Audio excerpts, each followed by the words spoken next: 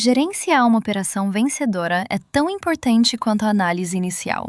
Uma técnica fundamental é o fechamento parcial, que consiste em vender uma parte da sua posição ao atingir uma meta inicial, garantindo algum lucro enquanto permite que o restante continue se movendo em direção a um objetivo maior. Outra ferramenta poderosa é o stop móvel, onde você ajusta seu nível de proteção conforme o preço se move a seu favor, efetivamente garantindo lucros em caso de uma correção repentina.